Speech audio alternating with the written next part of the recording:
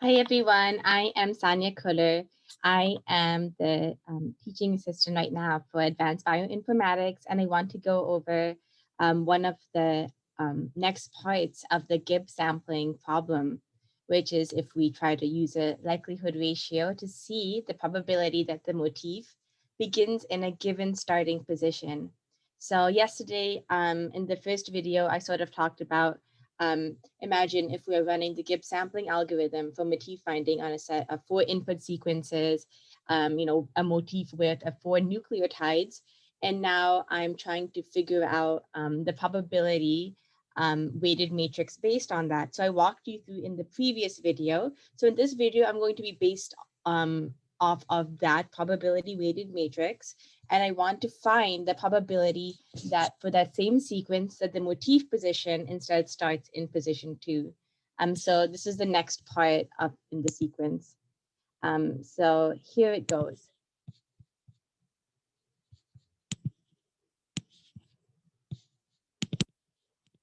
So just as a recap again, in the previous part, I sort of talked about us having these 4 sequences and running Gibbs sampling algorithm for motif finding on a set.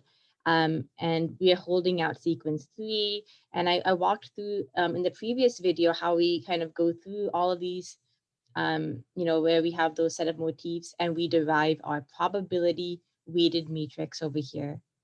So what I want to talk about in this example now is that, like, suppose we are running the Gibbs sampling algorithm again on these, oh, sorry about that. So imagine if we are running it on this situation here, and we're trying to focus on just these 4 sequences here.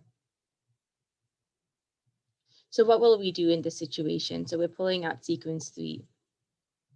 So from the last video, we talked about how we pulled out sequence 3 and we computed this probability weighted matrix here. And I want us to now use these given the parameter estimates that we estimated here, which is these values.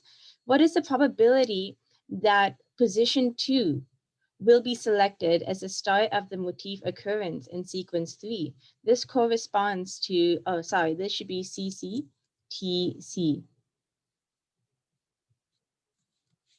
So this corresponds to the motif occurrence of CCTC.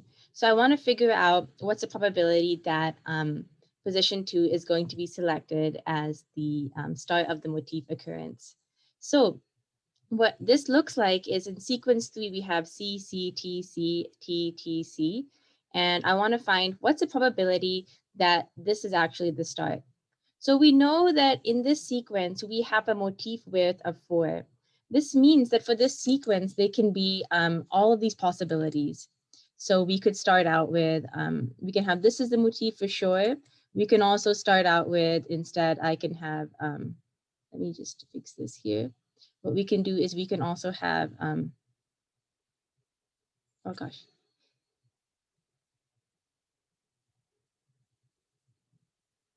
I can also equivalently have the motif can be here.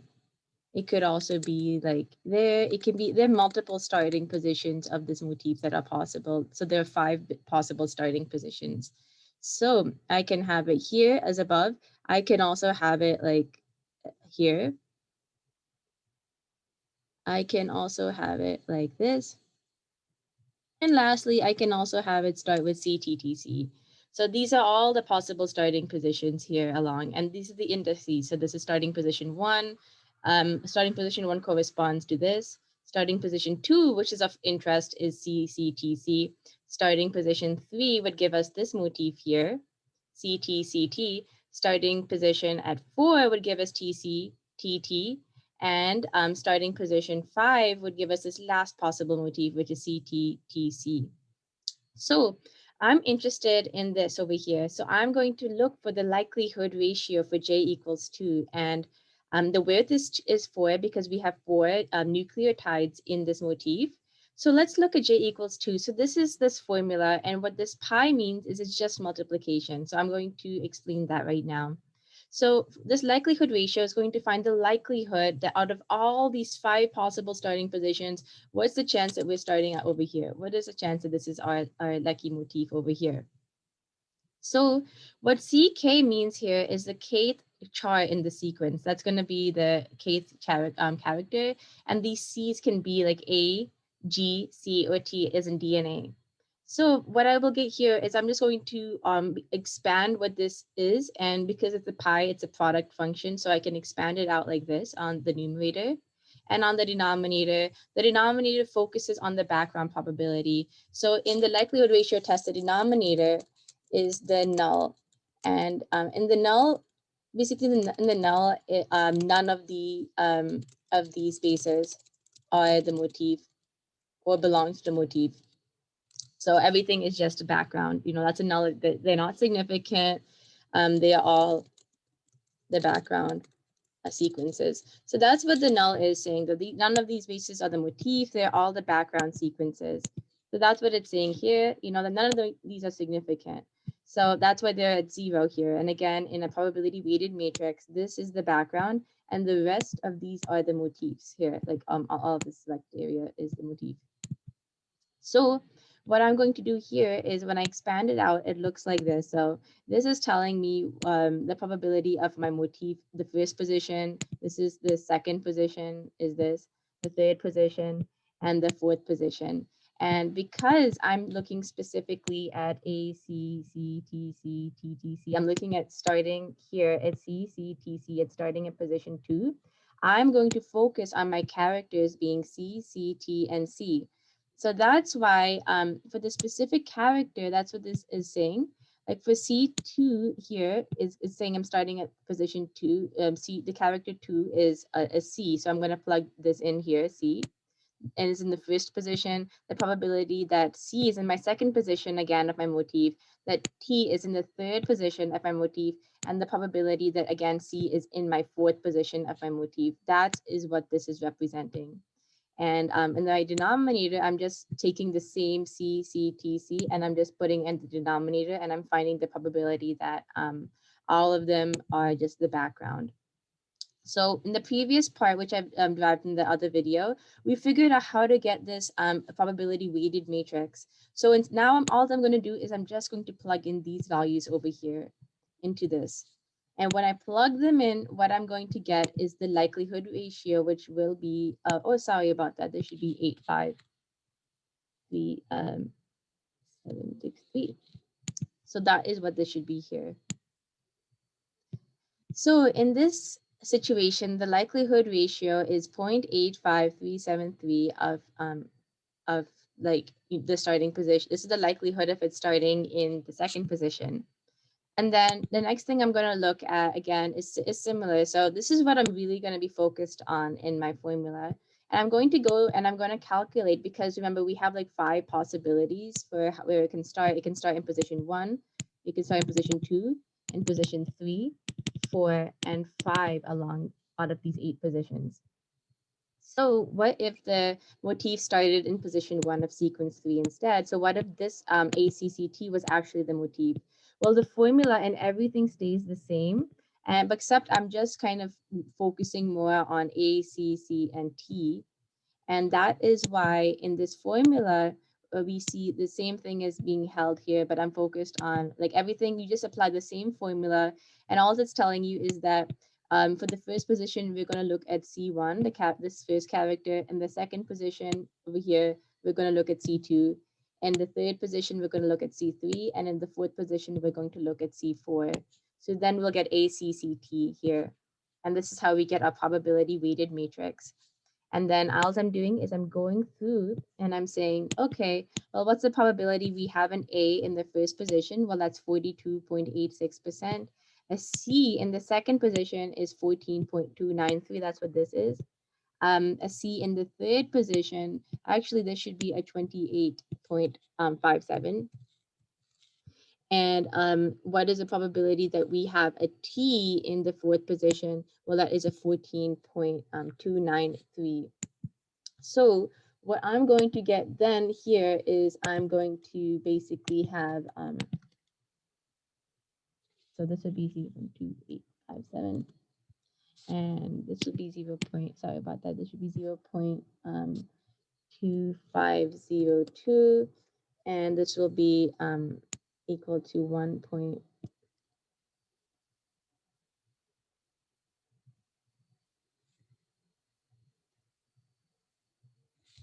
And that's what this will equal here. So let me just move him down here. Oh yeah, so this is just saying that we have a C in the third position is this over here, which is what this value is. And this is saying that we have a T in the fourth position, 14.293. And then we get this value and we move this down. So that's a 1.024635. And so like, let me just, before I forget, let me just move this here. And in the ending, I'm also going to have it here as well. So then I do the same thing and I get this like same formula I plug in. And again, for the third position, I've already calculated CTC before. So I just go over to J equals 3 and I plug in the same formula again as before. And then I get, you know, like I'm plugging this in. And I will get like that, that the probability that we have C3, which is C in the first position, probability that we have C4 in the second position, C5 in the third position, and C4 in the sixth position here. So of me having CT, CT, this highlighted region. And I just again plug in the probability weighted matrix. So this is again saying that C is in the first position because we're focused on this motif. And so in the first position of this motif, it is a C again. The second position of this motif has a T, which is what this is saying. The third position has a C, which is what this is saying here. And the last position has a T. So, and then the null is just basically me looking at these same probabilities on the same basis and just looking at the background probabilities here. So the probability of a C in the first position is 14.293. A T in the second position is going to be 28.57. A C in the third position is going to be a 28.57 over here, and a T in the fourth position will be a 14.293. So and then if we look at a C in the background, that's 25%, which is what this is. This is 12.5%. It's the smallest probability of us having T's and non-motifs. A C, again, this is 25%. This is going to be 25%. And then again, a T in position 0 is 12.5%. I plug these in and I get this likelihood ratio. I do the same thing again for J equals 4. So this is how it looks again. So this is just me starting everything off at C4. And so you can just think of this as just C4, C5, and C6 and C7 being my numerator as being the starting positions. And my denominator is just them being the background. So I can just compute what these values are again by looking at the probability weighted matrix for these values here. You know, TC, and there should be a T and a T, and then there should be like a TC, T, T. That's what this would be equal to. So I can calculate what this is. And similarly, if I want to also calculate what if the motif started in position 3 of sequence instead, then that's me figuring out CTTC. And in the end, it would become CTTC here is in the denominator and CTTC is in the numerator. And you can just say that that C is the first base, which is what this is saying here. And this is just when you as you work through them, you're going to realize that, hey, it's just the same thing. We're just saying that C is in the first base, T is in the next position of this motif, T is in the third position again, and C is in the fourth position. And then this is the null, which is just all of them, you know, pretty much like being in the background. So again, I would look at my probability weighted matrix, which again is of this format here, where you have these probabilities and, you know, this corresponds to this. So you can use these formulas like, and then derive those values for 4 and 5 in the same way as well. And like, for instance, you're going to focus on the null again. In this situation, you'll focus on, like, if we just go at the 5 example again, what you're going to do is you're going to focus on on C1 is here, C, T, T, C, so C, T, and then this is also a T here. So I'm going to have these, and then I will have a C in the end again. So you'll see that these are the probabilities for the null. This is for the, I mean, for the alternative, which is in the numerator. Alternative is like, this is the motif. And what the other one is going to focus on is just going to take 2 of these C's over here, and then 2 of these T's will be for the denominator. And then you're going to take all these likelihood ratio values and you're going to combine them here. You're going to have what is for the first one, second, third, fourth, and fifth. So those two you can work throughout as well. But what you then do is you want to see that the likelihood that the probability that the motif for sequence 3 begins in position 2 will then be what this is. And you can then normalize it to get the probability that the motif for sequence 3 begins in position 2. Once you figure this out, this will give you that probability value. So I hope that this was helpful for you guys. Thank you.